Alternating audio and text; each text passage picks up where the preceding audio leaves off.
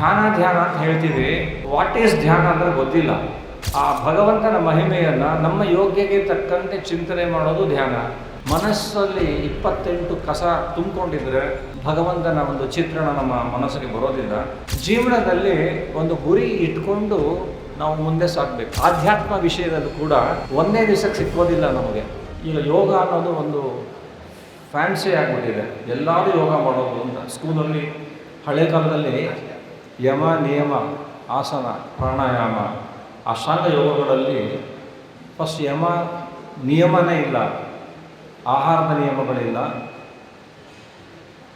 ಆಸನ ಡೈರೆಕ್ಟಾಗಿ ಇವತ್ತೇನೊಂದಿದೆ ಪಾತಂಜಲ ಯೋಗ ಅಥವಾ ಯೋಗ ಅಂತಕ್ಕಂಥದ್ದು. ಎಲ್ಲರೂ ಯೋಗ ಮಾಡೋದು, ಒಂದು ಯೋಗ ಕ್ಲಾಸ್ ಮಾಡೋದು ಚೆನ್ನಾಗಿ ದುಡ್ಡು ಬರುತ್ತೆ. ಆ ಯೋಗ ಅಂದರೆ ಏನು? ಯೋಗ ಚಿತ್ತಸು ಕೌಶಲ ಅಂತ. ಆ ಮನಸ್ಸನ್ನು ವಿಶೇಷವಾಗಿ ಭಗವಂತನಲ್ಲಿ ಇರ್ತಕ್ಕಂಥದ್ದು ಯೋಗ. ಅಲ್ಲಿ ಅದೇ ಪ್ರಧಾನ ಆಗಬೇಕು. ಭಗವದ್ಗೀತೆಯಲ್ಲಿ ಅನೇಕ ವಿಚಾರದ ಮಧ್ಯೆ ಯೋಗ ಯೋಗ ಯೋಗ ಅಂತ ಹೇಳ್ತಿರ್ತಾನೆ ಕೃಷ್ಣ. ಅಂದರೆ ಮನಸ್ಸನ್ನು ಭಗವಂತನಲ್ಲಿ ಇಡ್ತಕ್ಕಂಥದ್ದು. ಯುಜರಿ ಯೋಗಿ ಅನ್ನೋ ಧಾತುವಿನಿಂದ ಅಲ್ಲಿ ಕೊನೆಗೆ ಬರೋದು, ಲಾಸ್ಟಲ್ಲಿ ಬರೋದು ಧ್ಯಾನ, ಆಮೇಲೆ ಸಮಾಧಿ. ಸೊ ಈಗ ಧ್ಯಾನ ಅಂದರೆ ಏನು ಅಂತ ಪ್ರಶ್ನೆ ಬರುತ್ತೆ. ಭಾಗವತದಲ್ಲಿ ಭಗವಂತನನ್ನು ಧ್ಯಾನ ಮಾಡಬೇಕು. ಹಾಗಾದರೆ ಧ್ಯಾನ ಅಂದರೆ ಏನು ಅಂತ ಫಸ್ಟು ತಿಳ್ಕೊಳ್ಬೇಕು. ನಮ್ಮ ಕಾಲದ ವಿದ್ಯಾಭ್ಯಾಸಕ್ಕೂ ಈಗಿನ ಕಾಲದ ವಿದ್ಯಾಭ್ಯಾಸಕ್ಕೂ ತುಂಬ ವ್ಯತ್ಯಾಸ ಇದೆ. ನಮ್ಮ ತಂದೆ ಕಾಲದಲ್ಲಿ SLC ಮಾಡಿದವರು ಕಾಲೇಜಿಗೆ ಪಾಠ ಮಾಡ್ತಿದ್ರು, ಅಷ್ಟು ಹಂಗಿತ್ತು ಎಜುಕೇಷನ್, ಗೌರ್ಮೆಂಟ್ ಸ್ಕೂಲು. ಇವತ್ತು BE ಮಾಡಿರ್ತಾರೆ. ನಾನು ನಿನ್ನೆ ಹೇಳಿದಂತೆ ನಾನು ಸುಮಾರು 30 ವರ್ಷ ಹೈಸ್ಕೂಲ್ ಟೀಚರ್ ಆಗಿದ್ದಂಥವನು. BE ನಮ್ಮ ಹುಡುಗರು ಎಲ್ಲರೂ BE ಮಾಡೋದೆ. ಅವ್ನು SLCನಲ್ಲಿ ಪಾಸ್ ಆಗೋದು ಒದ್ದಾಡ್ತಿರ್ತಾರೆ. ಆಮೇಲೆ ಸಿಗೋದು ಏನು ಮಾಡಿದೆಯಪ್ಪ, BE ಮಾಡಿದ್ದೀನಿ ಅಂತ. ಏನಾದ್ರು ಸಣ್ಣ ಪುಟ್ಟದ್ದು ಕೇಳಿದ್ರೆ ಗೊತ್ತಿಲ್ಲ ಅವ್ರಿಗೆ. ಸರ್ ಅವು ಏನೂ ಕೇಳಬೇಡಿ, ನಮಗೆ ಒಂದು ಲೆಟ್ರ್ ಬರೆಯೋಕ್ಕೆ ಬರೋದಿಲ್ಲ, ಒಂದು ಸ್ಪೆಲ್ಲಿಂಗ್ ಗೊತ್ತಿಲ್ಲ, BE ಮಾಡಿದ್ದಾನೆ ಸಾಫ್ಟ್ವೇರ್ ಕಂಪನಿ ಲಕ್ಷ ಸಂಬಳ. ಇದು ಈಗಿನ ಕಾಲದ ವಿದ್ಯಾಭ್ಯಾಸ. ಆದರೆ ಯಾಕೆ ಹೇಳಕ್ಕೆ ಹೋದೆ ಅಂದರೆ, ಒಂದು ಕಾಲೇಜಿನಲ್ಲಿ ಫಿಸಿಕ್ಸ್ ಲೆಕ್ಚರರ್ಸ್ಗೋಸ್ಕರ ಇಂಟರ್ವ್ಯೂ ಮಾಡಿದ್ದಾರೆ. ನಮ್ಮ ವಿದ್ಯಾಗುರುಗಳು ವಿಶ್ವಾನಂದ ತೀರ್ಥರು ಅಂಥೇಳಿ ಹನಸೋಗೆ ಅಂತ ಮೈಸೂರಿಂದ 80 ಕಿಲೋಮೀಟ್ರ್ ಆಚೆ ಕಾವೇರಿ ತೀರದಲ್ಲಿ ಇದ್ದರು. ಇತ್ತೀಚೆಗೆ ಬೃಂದಾವನ ಆಯಿತು. ಅವರು ಪೇಜಾವರ ವಿಶ್ವೇಶತೀರ್ಥರ ಶಿಷ್ಯರು. ಅವರು SLC state first rank, PUC state first rank, Tata ಇನ್ಸ್ಟಿಟ್ಯೂಟ್ನಲ್ಲಿ PhD ಮಾಡಿ ಸೈಂಟಿಸ್ಟ್ ಆಗಿದ್ದವರು ಅದೆಲ್ಲ ಬಿಟ್ಟು ವಿರಕ್ತರಾಗಿ ಸನ್ಯಾಸಿಗಳಾಗಿ ಇದ್ದರು.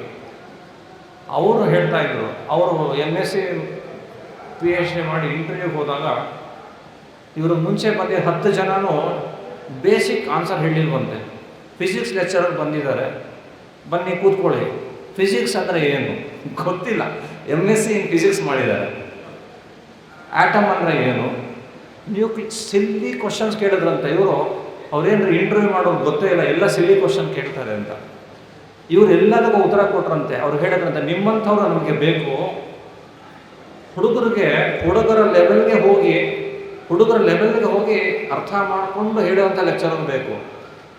ಇವರು ಸುಮ್ಮನೆ ಎಕ್ಸಾಮ್ ಏನು ಬೇಕೋ ಓದ್ಬಿಟ್ಟು ಮಾಡಿರ್ತಾರೆ, ಒಂದು ಬೇಸಿಕ್ ನಾಲೆಡ್ಜ್ ಇಲ್ಲ ಅಂತ. ಹಾಗೆ ಧ್ಯಾನ ಅಂತ ಹೇಳ್ತೀವಿ. ವಾಟ್ ಈಸ್ ಧ್ಯಾನ ಅಂದರೆ ಗೊತ್ತಿಲ್ಲ. ಇವತ್ತಂದು ಕೆಲವಂತೂ ಒಂದು ಸ್ವಲ್ಪ ಓದ್ಬಿಟ್ಟು ಸೊಳ್ಳೆ ಗಡ್ಡ ಬಿಟ್ಕೊಂಡು ನಾಮ ಹಾಕ್ಕೊಂಡು 10 ಬೆರಳು ಬಂಗಾರ ಸರ ಹಾಕ್ಕೊಂಡು ನಾನು ಒಂದು ಆಶ್ರಮ ಸ್ಟಾರ್ಟ್ ಮಾಡಿ ಗುರು ಏನೋ ನಾರ್ತ್ ಇಂಡಿಯಲ್ಲಿ ಮಹಾರಾಜ್ ಅಂತ, ನಾರ್ತ್ ಇಂಡಿಯಲ್ಲಿ ಮಹಾರಾಜ್ ರವಿ ಬದ್ರಿನಾಥ್ ಮಹಾರಾಜ್ ಅಂತ ಕೂತ್ಕೊಂಡ್ರೆ ಲಕ್ಷ ದುಡ್ಡು ಬರುತ್ತೆ. ಅದೇನೋ ಧ್ಯಾನ ಕ್ಲಾಸ್ ಬೇರೆ ದುಡ್ಡು. ಏನು ಆರ್ಟ್ ಆಫ್ ಲಿವಿಂಗು ಇವ್ರಿಗೆ ಗೊತ್ತು, how to live, how to earn money, ಅದೊಂದು ಆರ್ಟ್ ಅದು. ಹಾಗಾಗಿ ಧ್ಯಾನ classes will be conducted here ಅಂದ್ಬಿಟ್ಟು ಕರೆಸ್ಕೊಂಡು ಕೂತ್ಕೊಂಡ್ಬಿಟ್ಟು all of you close your eyes, Om ಅಂದ್ಬಿಟ್ರು. ಏನು ಖುಷಿ ಓಮ್ ಅಂದ್ಬಿಟ್ರು ಅಂತ ಏನು ಎಲ್ಲರೂ ಅವ್ರವ್ರಿಗೆ ಅದು ಏನೋ ಒಂದು 5,000 ರೂಪಾಯಿ 3,000 ರೂಪಾಯಿ ಕೋರ್ಸ್ ಅಂತೆ ಧ್ಯಾನಕ್ಕೆ. ನೀವು ನಮ್ಮ ಮುರಳಿ ಇದಾರಲ್ಲಪ್ಪ, ಒಂದು ಪೈಸಾ ತೊಗೊಳ್ಳೋಲ್ಲ, ಬಹಳ ಪ್ರಾಮಾಣಿಕವಾಗಿ ಹೇಳ್ಕೊಡ್ತಾರೆ. ಅವ್ರಿಗೆ ಧ್ಯಾನ ಅಂದರೆ ಏನು ಅಂತ ಅವ್ರಿಗೆ ಗೊತ್ತು. ಹಾಗೆ ಬೇಸಿಕ್ಕು ನಾವೇನಾಗಿದೆ, ಈ ಭಾಗವತವನ್ನು ಓದಬೇಕಾದರೆ ಅಲ್ಲಿ ಭಗವಂತ ಅನೇಕ ಮಹಿಮೆಗಳು ಹೇಳ್ತಾ ಹೋಗ್ತಾರೆ. ಆ ಭಗವಂತನ ಮಹಿಮೆಯನ್ನು ನಮ್ಮ ಯೋಗ್ಯಕ್ಕೆ ತಕ್ಕಂತೆ ಚಿಂತನೆ ಮಾಡೋದು ಧ್ಯಾನ. ಇಲ್ಲಿ ಭಾಗವತದಲ್ಲಿ ದ್ವಿತೀಯ ಸ್ಕಂದದಲ್ಲಿ ತಿರ್ಗಾ ಏನು ಧ್ಯಾನ ಅಂದರೆ ಏನು ಅಂತ ಕೇಳ್ತಾರೆ. ಫಸ್ಟು ನಾಲೆಡ್ಜನ್ನು ಸಂಪಾದನೆ ಮಾಡಬೇಕು ಧ್ಯಾನ ಮಾಡೋಕ್ಕೆ ಮುಂಚೆ. ಸುಮ್ಮನೆ ಹೋಗ್ಬಿಟ್ಟು ಕಣ್ಣು ಮುಚ್ಕೊಂಡ್ಬಿಟ್ಟು ಕೂತ್ಕೊಂಡ್ರೆ ಏನು ಯೋಚನೆ ಮಾಡ್ತೀರಾ? ಯೋಚನೆ ಮಾಡಬೇಕಾದ್ರೆ ಏನಾದರೂ ಸಬ್ಜೆಕ್ಟ್ ಇರಬೇಕಲ್ವಾ? ಅಲ್ಲೆಲ್ಲ ವಿವೇಕಾನಂದ ರಾಕ್ ಮೆಮೋರಿಯಲ್ ಅಂತ ಇದೆ ಕನ್ಯಾಕುಮಾರಿಯಲ್ಲಿ, ದೊಡ್ಡ ಹಾಲ್ ಇದೆ, ಮೆಡಿಟೇಷನ್ ಹಾಲು. ಹೋಗಿ ಕೂತ್ಕೊಂಡ್ರು, ಕಣ್ಣು ಮುಚ್ಕೊಂಡ್ರೆ ನಮ್ಗೆ ಏನೇನೋ ಜ್ಞಾಪಕ ಬರುತ್ತೆ, ಹೊರತು ಭಗವಂತನ ಜ್ಞಾಪಕ ಬರೋದಿಲ್ಲ. ಅದಕ್ಕೋಸ್ಕರ ಫಸ್ಟು ಧ್ಯಾನ ಮಾಡಬೇಕಾದ್ರೆ ಒಬ್ಬ ಗುರುಗಳ ಬಳಿಗೆ ಹೋಗಿ ಸರಿಯಾಗಿ ಭಗವಂತನ ವಿಚಾರವನ್ನು ತಿಳ್ಕೊಳ್ಬೇಕು. ಅದನ್ನು ಭಕ್ತಿಯಿಂದ ಸ್ಮರಣೆ ಮಾಡ್ತೀವಿ, ಇದೇ ಧ್ಯಾನ ಅಂತ. ಅವರವರ ಕೆಪಾಸಿಟಿ ಮಾಡ್ತಾ ಹೋಗಬೇಕು. ಇಲ್ಲ ನಮಗೆ ಅಷ್ಟೆಲ್ಲ ಮೈಂಡ್ ಕಾನ್ಸಂಟ್ರೇಷನ್ ಮಾಡೋಕ್ಕಾಗಲ್ಲ ಅಂದರೆ ಕಂಟಿನ್ಯೂಸ್ ಮಾಡೋಕ್ಕೆ ಹೋಗಬೇಡಿ. ಇಂಗ್ಲೀಷಲ್ಲಿ ಹೇಳ್ತಾರೆ ಪ್ರಾಕ್ಟೀಸ್ ಮೇಕ್ಸ್ ಮ್ಯಾನ್ ಪರ್ಫೆಕ್ಟ್ ಅಂತ. ಪ್ರಾಕ್ಟೀಸ್ ಮಾಡಬೇಕು. ಒಂದೇ ದಿವಸಕ್ಕೆ ಸೈಕಲ್ ಬರೋಲ್ಲ, ಒಂದೇ ದಿವಸಕ್ಕೆ ಕಾರು ಬರೋಲ್ಲ, ಸ್ವಲ್ಪ ಪ್ರಾಕ್ಟೀಸ್ ಮಾಡಬೇಕು. ಹಾಗೆ ಇದು ಕೂಡ ಭಗವಂತನ ನಾವು ಧ್ಯಾನ ಮಾಡ್ತಾ ಮಾಡ್ತಾ ಹೋಗಬೇಕು. ಮನೆಯಲ್ಲಿ ಯಾವುದೋ ಒಂದು ದೇವರ ಫೋಟೋ ಇದೆ, ದೇವರ ಪ್ರತಿಮೆ ಇದೆ, ಅದನ್ನು ನೋಡೋದು ಕಣ್ಮುಚ್ಕೊಳ್ಳೋದು, ನೋಡೋದು ಕಣ್ಮುಚ್ಕೊಳ್ಳೋದು ಮಾಡ್ತಾ ಮಾಡ್ತಾ ಹೋದರೆ ಒಂದು ದಿವಸ ಅದು ನಮ್ಮ ಮನಸ್ಸಿಗೆ ಬರುತ್ತೆ, ದೇವರು ಮಾಡ್ತಾನೆ. ಹೀಗೆ ಮಾಡ್ತಕ್ಕಂಥದ್ದು ಧ್ಯಾನ. ಆ ಧ್ಯಾನ ಮಾಡಬೇಕಾದ್ರೆ ಮನಸ್ಸು ಶುದ್ಧಿ ಇರಬೇಕು. ಮನಸ್ಸಲ್ಲಿ 28 ಕಸ ತುಂಬಿಕೊಂಡಿದ್ರೆ ಭಗವಂತನ ಒಂದು ಚಿತ್ರಣ ನಮ್ಮ ಮನಸ್ಸಿಗೆ ಬರೋದಿಲ್ಲ. 10 ಲೀಟ್ರ್ ಹಾಲನ್ನು ಒಂದು ಕೊಳೆ ಪಾತ್ರೆಯಲ್ಲಿ ಹಾಕಿ ಕಾಯಿಸಿದ್ರೆ ಒಡೆದೋಗ್ಬಿಡುತ್ತೆ. 10 ಲೀಟ್ರ್ ಹಾಲನ್ನು ಕೊಳೆ ಪಾತ್ರೆಯಲ್ಲಿ ಹಾಕಿ ಕಾಯಿಸಿದ್ವಿ, ಒಡೆದೋಯ್ತು. ಏನು ಬೇಡ, ಒಂದು ಪಾತ್ರೆನ ಚೆನ್ನಾಗಿ ತೊಳೆದು 1 ಲೀಟ್ರ್ ಹಾಕಿಸಿ ಉಳಿಯುತ್ತೆ. ಹಾಗೆ ನಮ್ಮ ಮನಸ್ಸನ್ನು, ನಮ್ಮ ದೇಹವನ್ನು ಶುದ್ಧಿ ಇಟ್ಕೊಂಡು ಸ್ವಲ್ಪ ಧ್ಯಾನ ಮಾಡಿ ಪರವಾಗಿಲ್ಲ, 10 ನಿಮಿಷ ಧ್ಯಾನ ಮಾಡಿ ಪರವಾಗಿಲ್ಲ, ಅದು ಉಳಿಯುತ್ತೆ, ಅದು ಫಲವನ್ನು ಕೊಡುತ್ತೆ. ಹಾಗಾದರೆ ಭಗವಂತ ಹೇಗಿದ್ದಾನೆ ಅಂತ ತಿಳ್ಕೊಂಡು ಧ್ಯಾನ ಮಾಡೋದೇ ಸರಿ. ಆ ಭಗವಂತನ ಭಾಗವತದಲ್ಲಿ ಕೃಷ್ಣನ ಮಹಿಮೆ 10ನೇ ಸ್ಕಂದಲ್ಲಿ ಬರುತ್ತೆ. ಹಾಗೆ ಭಗವಂತನ ದಶಾವತಾರದ ಕಥೆಗಳು, ಕಪಿಲ, ದತ್ತಾತ್ರೇಯ ಮುಂದೆ ಅನೇಕ ಕಥೆಗಳನ್ನು ಹೇಳ್ತಾರೆ. ಅದನ್ನು ಸ್ಮರಣೆ ಮಾಡಿಕೊಂಡು ದಿವಸಕ್ಕೆ ಒಂದು ಯಾವ್ದಾದ್ರು ರೂಪವನ್ನಾದರೂ ಧ್ಯಾನ ಮಾಡ್ತಕ್ಕಂಥದ್ದು. ಹೀಗೆ ಮಾಡಬೇಕು. ಜೀವನದಲ್ಲಿ ಒಂದು ಗುರಿ ಇಟ್ಕೊಂಡು ನಾವು ಮುಂದೆ ಸಾಗಬೇಕು. ಅಂದರೆ ಏನಿರಬೇಕು? ಆ ಚಿಕ್ಕ ಹುಡುಗನ್ನ ಕೇಳ್ತಾ ಹೋದರೆ, ಸ್ಕೂಲಿಗೆ ಹೋಗೋ ಹುಡುಗನ್ನ, ಯಾಕಪ್ಪ ಸ್ಕೂಲಿಗೆ ಬರ್ತೀಯಾ? ನಾನು ಚೆನ್ನಾಗಿ ಓದಬೇಕು ಅಂಕಲ್. ಯಾಕಪ್ಪ ಚೆನ್ನಾಗಿ ಓದಬೇಕು? ನಾನು BE ಮಾಡಬೇಕು. BE ಯಾಕೆ ಮಾಡಬೇಕು? ಯಾವುದು ಸಾಫ್ಟ್ವೇರ್ ಕಂಪನಿಗೆ ಸೇರ್ಕೋಬೇಕು. ಸಾಫ್ಟ್ವೇರ್ ಕಂಪನಿಗೆ ಯಾಕೆ ಸೇರ್ಕೊಳ್ಬೇಕು ಅಂದರೆ ಚೆನ್ನಾಗಿ ದುಡ್ಡು ಬರುತ್ತೆ.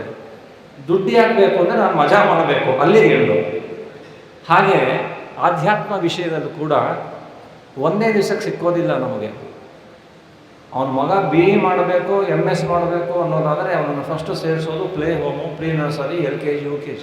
ನಾವು ಕೂಡ ಆ ಧ್ಯಾನದ ಒಂದು ಸ್ಕೂಲ್ ಇದೆಯಲ್ಲ, ಧ್ಯಾನದ ಶಾಲೆಯ LKGನಲ್ಲೋ ಪ್ಲೇ ಹೋಮಲ್ಲೋ ಇದೀವಿ ನಾವೆಲ್ಲ. ABCD ಕಲಿಬೇಕು. ಕಲಿತ್ಕೊಂಡು ಅದು ಮೆಟ್ಲಿದ್ದಾಗೆ ಸ್ಟೆಪ್ ಬೈ ಸ್ಟೆಪ್ ಹತ್ಕೊಂಡು ಹೋಗಬೇಕು. ಒಂದು ದಿವಸ ಆಗೋ ಕೆಲಸವೇ ಇಲ್ಲ.